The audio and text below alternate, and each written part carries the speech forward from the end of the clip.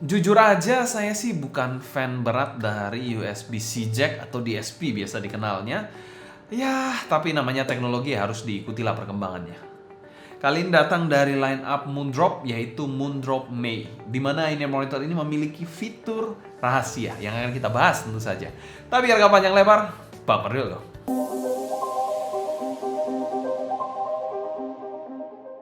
Halo semua, selamat datang di channel Sound Dignity bersama dengan saya Sebastian, yang seperti biasa akan sharing info dan racun mengenai dunia personal audio. Kali ini kita kedatangan in-ear monitor lagi dari Moondrop, yaitu Moondrop May, yang cukup unik, di mana dia menggunakan dua driver yang berbeda, yaitu sebuah dynamic driver dan sebuah planar anular, lebih tepatnya planar driver. Mungkin pada saat video unboxing kemarin saya hanya mengira ini hanya menggunakan single dynamic driver, tapi surprisingly dia menggunakan planar driver juga. Selain itu, hal menarik dari in-ear monitor satu ini yaitu ujung jacknya bukan 3,5, bukan 4,4 ataupun 2,5, tapi dia menggunakan ujung USB-C atau DSP. Dan terdapat preset-preset yang bisa kalian gunakan dengan menggunakan aplikasinya, dan kalian bisa men-tuning in-ear monitor satu ini sesuka hati kalian. Nama aplikasinya adalah Moondrop Link. Yang mungkin kalau saya sendiri ya, saya cari di Play Store nggak ketemu sih. Saya harus download APK-nya, terus saya masukkan ke handphone. Jadi ya agak sedikit manual, agak sedikit PR, tapi ya mau gimana lagi. Daripada nggak bisa kalian coba-coba, ya repot dikit nggak apa-apa lah. Dan tentunya in-ear monitor ini kabelnya juga dilengkapi dengan mic, jadi sudah kekinian banget. Kalian mau gunain untuk apa aja bisa, sekolah online bisa, mau meeting online pun bisa. Jadi in-ear monitor yang bisa dikategorikan kekinian banget USB-C ya. Karena HP-HP sekarang itu sudah nggak ada jack 3,5, jadi USB-C adalah satu-satunya jack yang bisa kalian gunakan. Dan juga dia memiliki mic, jadi versatile banget. Dan kita mau thanks berat untuk Senchen Audio sebagai sponsor video review kali ini. Link pembelian saya taruh di kolom deskripsi di bawah. Kalian bisa cek aja langsung kalau tertarik. Dan 100% review ini adalah opini pribadi saya. Selain kita bahas packaging dari Moondrop May ini, untuk packagingnya pernah kita unboxing pada video terpisah, kalian bisa cek aja di link di atas ya. Berbicara soal kelengkapan sendiri, Moondrop May secara AirTips seperti biasa pelit, cuma 3 pasang standar banget, menurut saya harusnya bisa lebih baik. Tapi at least dia memberikan case yang useful banget, seperti halnya di Aria 2, ini mirip banget seperti yang punyanya Aria 2 juga. Jadi pretty useful case menurut saya. Dan sensasi unboxingnya pun cukup berkesan, khas dari Moondrop yang memberikan unboxing yang berkesan, padat, dan berisi. Dan kami berikan skor B+ untuk packaging dari Moondrop May ini. Seperti biasa, tidak mengecewakan packaging dari Moondrop. Selain kita bahas build quality dari in-ear monitor satu ini. Oke, build dari in-ear monitor satu ini dia menggunakan bahan medical grade resin, dan ini kalian bisa lihat smoky black gitu, agak translucent dikit ya, dengan finishing yang doff, seperti halnya di Truth Ear Hexa, ya mirip-mirip gini sih. Tapi bukan yang tebel-tebel banget menurut saya untuk housingnya sih. Dan terdapat satu fan hole di dekat nozzle-nya di sini. Yes, kalian bisa lihat di sini ada satu fan hole untuk mengeluarkan pressure dari dynamic driver-nya. Untuk nozzle-nya sendiri sama, yaitu berbahan resin smoky black juga, dengan nozzle yang kalian bisa lihat di sini agak sedikit angled ya. Jadi nggak lurus banget. Kita coba ukur aja. Buat kalian yang penasaran berapa ukuran nozzle dari in-ear monitor satu ini, kita ukur. Ada di 6,4-6,5 mm. Jadi perlu kalian perhatikan, ini cukup besar nozzle-nya ya. Itu kenapa saya pakai AirTips bawahnya nggak bisa masuk di sini, karena memang ya nozzle-nya terlalu berlebihan besarnya. That's why saya menggunakan AirTips satu ini. Ini adalah GVC VGC, ya itulah GVC yang spiral dot yang biasa. Untuk nozzle-nya sendiri, nozzle-nya ini sedang aja, nggak terlalu panjang-panjang banget, dan sudah ada lipsnya seperti ini. Kalau bicara soal bagian faceplate-nya ini memiliki bahan yang berbeda dari bahan housingnya, yaitu bahannya metal dengan logo-logo keriting seperti ini, logo kartu ya. Kalau saya panggilnya sih logo keriting ya, biar gampang aja. Khas dari Moondrop May ini. Untuk finishingnya kalian bisa lihat di sini juga mirror finish dan ini fingerprint magnet banget. Jadi ya mesti sering dilap ya biar nggak kotor. Dengan motif yang senada dan ada tulisan Moondrop dan May pada masing-masing sisi. Kalian bisa lihat di sini ada tulisan Moondrop dan di sebelah sininya ada tulisan May. Yes, di situ. Faceplate-nya ini cukup keren sih. At least bahannya metal dan memberikan kesan yang cukup mewah walaupun fingerprint magnet banget. Berbicara soal kabelnya, walaupun dia kabel yang unik, ya, dia tetap memiliki kabel yang detachable dual pin 0,78 mm. Kalian nggak salah dengar, dia kabelnya detachable dual pin dan terdapat air hook yang transparan pre-wound seperti ini.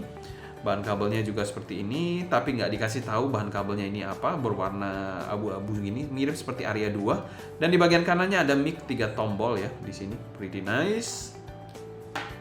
Lalu di sini ada chin slider dan splitter yang sama-sama berbahan metal. Lanjut bagian bawahnya ini kabelnya seperti ini, braided 4 wires, dan ya sedangan lah, nggak terlalu lentur, nggak terlalu kaku banget untuk kabelnya. Dan jacknya ini yang unik, yaitu jack USB-C DSP dari Moondrop. Untuk build quality-nya kami berikan skor B+. Bicara soal overall build quality ya masih oke, tidak ada masalah yang berarti bagi saya. Everything's pretty good, bahannya resin yang medical grade juga, dan juga faceplate-nya berbahan metal yang keren juga, tapi sayang fingerprint magnet dikit. Jadi kalian harus lap-lap biar rapi, biar kinclong. Tapi kalau kalian sendiri memang lebih prefer inner monitor 3,5 mm jack ataukah USB-C jack? Mungkin kalian bisa share pendapat kalian di kolom komentar di bawah ya. Apa kalian tim 35 ataukah USB-C? Selain kita bahas fitting dari inner monitor satu ini, fitting dari Moondrop May ini bisa dikategorikan housingnya sedang dan cukup ramping untuk kelas 2 driver per side ya. Untuk bentuknya sendiri cukup ergonomis, tidak ada sudut-sudut tajam sama sekali, tapi ada sedikit tonjolan di bagian pinnya di atas sini. Tapi dikit aja sih, nggak terlalu parah-parah banget. Dan untuk bobotnya cukup manageable, cukup ringan untuk housing maupun kabelnya. Dan untuk pemakaian sendiri adalah regular to deep fit over ear seperti ini. Dan disclaimer di sini kita menggunakan air tips bukan bawaan karena nozzle-nya ini walaupun bukan yang terbesar ya, Truth Ear Zero Red dan Truth Earan masih lebih besar untuk nozzle-nya. Walaupun begitu, air tips bawaannya itu somehow terlalu kecil lubangnya dan saya kesulitan untuk memasukkan di nozzle-nya ini. Jadi saya pakai GVG spiral dot itulah. Jadi saya pakai itu karena memang yang bawaannya tidak bisa masuk ke inner monitornya. Mungkin bisa ya dengan effort berlebih, tapi saya waktu masukin ya ini kalau nggak lecet nozzle-nya robek juga nih lama-lama. Jadi ya sudahlah, timbang mengambil resiko saya ganti aja air tipsnya. Jadi ini bukan air tips bawaan yang saya pakai di sini, tapi GVG spiral dot itulah, bukan yang plus tapi yang biasa. Dan untuk kekedapan dan gripnya digoyang-goyang gini oke banget. Inner monitor satu ini tidak terkesan loose ataupun longgar sama sekali saat digoyang-goyang sekalipun. Fittingnya termasuk fitting yang cukup versatile dan aman untuk semua jenis telinga kecil, sedang, besar, nggak ada masalah sama sekali menurut saya. Dan ini memang bentuknya sedikit berbeda dari Moondrop pada umumnya, di mana bentuknya ini lebih ergonomis jika dibandingkan dengan Moondrop seperti Kato, Aria 2 itu terkesan lebih non-snug, tipe yang non-snug kalau saya bilang. Kalau ini tipe yang lebih snug jika dibandingkan dua inner monitor tadi, Kato dan Aria 2. Ini memang tipe yang lebih snug karena dia menggunakan bahan resin. Kalau Aria 2 dan Kato itu bahannya metal, jadi memang agak lebih sulit mungkin untuk membuat lekukan-lekukan yang lebih ergonomis. Dan saya sendiri tidak ada kendala sama sekali untuk fittingnya, so far so good, dan kami berikan skor A- untuk fitting dari inner monitor satu ini. Fitting dari Moondrop yang salah satu yang teroke menurut saya. Kalau bahannya resin mungkin masih bisa dimacem-macemin, tapi kalau bahannya memang metal mungkin lebih sulit. Cuma build-nya lebih bagus bahan metal sih. But untuk fitting ini nilai plus untuk bahan resin.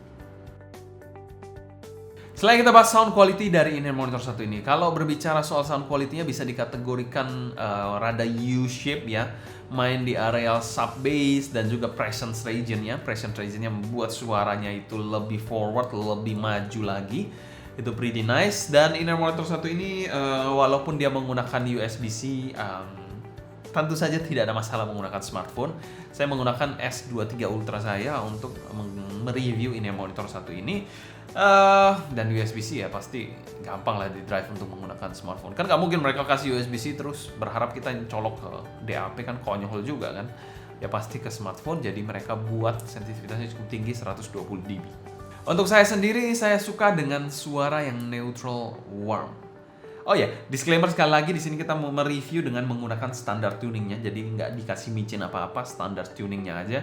Kalau kalian masuk ke aplikasinya, ada 5 pilihan preset yang bisa kalian pilih, ada standar, ada Harman, No Bass, VDSV, satunya saya lupa. Ya itu bisa kalian pilih-pilih, tapi di sini kita menggunakan yang standar ya. Oke, berbicara soal suara, Inner Monitor 1 ini bisa dikategorikan bassnya ini cukup familiar dan berfokus pada sub bass. Untuk teksturnya ini terasa seperti DD dan tidak ada yang aneh-aneh sih sama sekali. Impact-nya cukupan dengan punch yang pas, tidak terlalu deep banget tapi tidak dangkal juga untuk bagian punch-nya. Rumble-nya di sini pun terasa banget. Nah, ini yang menarik dari Moondrop May ini. Rumble-nya terasa banget. Untuk speed-nya bisa dikatakan cukup cepat, tapi nggak super agile banget sih kayak balance armatur gitu.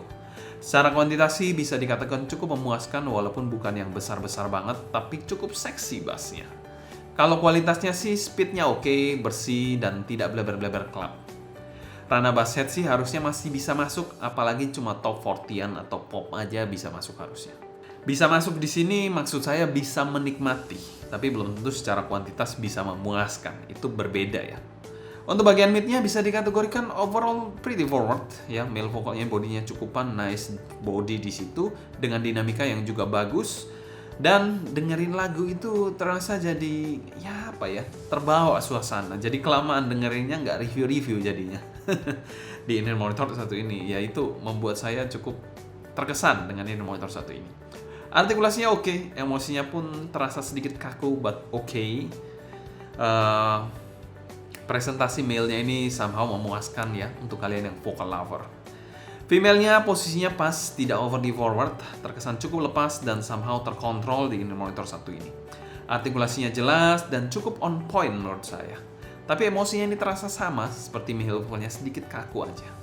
Dinamikanya oke juga di sini, dan female vokalnya ini rada-rada nyerempet shouty kalau kalian pada volume yang terlalu tinggi. Selain itu presentasi instrumennya juga pop out banget dan tidak ada yang tertahan sama sekali. Pretty nice presentation. Untuk treble-nya ini bisa dikategorikan pas treble-nya ya, dengan kesan string yang cukup terasa di sini pada cymbal crash. Hit awal dari note-nya itu terasa agak smooth, tapi decay-nya ini sedikit panjang, itu yang buat kesan string-nya lebih terasa. Untuk violin sih masih rapi di Inner Monitor 1 ini, tidak ada yang naik turun aneh-aneh gitu. Micro detailnya pun oke di sini, dengan ekstensi pun yang somehow ya menurut saya not the best in the class untuk ekstensinya. Tapi mungkin kalian bisa mainkan dengan tuning-tuningan yang bisa kalian gonta-ganti macam-macam ya. Dan nuance-nya di sini cukup oke lah di Inner Monitor 1 ini. Selain itu untuk sibilance-nya juga masih cukup aman di Inner Monitor 1 ini.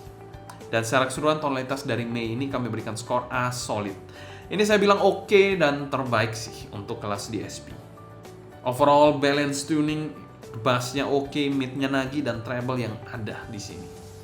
Selain kita bahas teknikalitas dari Inner Monitor 1 ini, presentasi suara dari Inner Monitor 1 ini khas banget dari Moondrop, apalagi kalau bukan vokalnya. Untuk bagian timbernya somehow menurut saya tidak ada masalah yang berarti, cuma masih terasa perbedaan timbernya di bagian bass dan juga bagian mid to treble-nya. Mungkin di situ ada perbedaan presentasi dari dynamic driver dan juga planar drivernya. Mungkin di situ, tapi saya nggak bisa konfirmasi karena mereka juga nggak beritahu crossover-nya apa aja, bagian bass oleh dynamic driver apakah sampai mana saya juga nggak tahu. Tapi yang saya rasakan ada sedikit perbedaan timbre di situ. Untuk soundstage-nya sendiri dari Inner Monitor 1 ini, wide-nya ini nggak terlalu lebar-lebar banget sih menurut saya. Untuk depth-nya ada kesan depth-nya, ada kesan 3D-nya di sini. Kalau bicara soal tingginya ya masih oke lah. Dan simply Inner Monitor ini adalah Inner Monitor dengan soundstage yang 3D tapi yang biasa aja sih. Untuk detailnya dari Inner Monitor 1 ini memang bukan detail monster banget, tapi sudah tidak ada komplain di kelas harganya. Pretty good. Untuk clarity-nya pun sama dengan detailnya, oke-oke aja, pretty nice. Separasi imaging dan positioning, separasinya di Inner Monitor 1 ini cukup oke, cukup nice. Vokal dan instrumen dapat dibagi-bagi dengan baik, ataupun instrumen dengan instrumen lain dapat dipisahkan dengan cukup baik juga.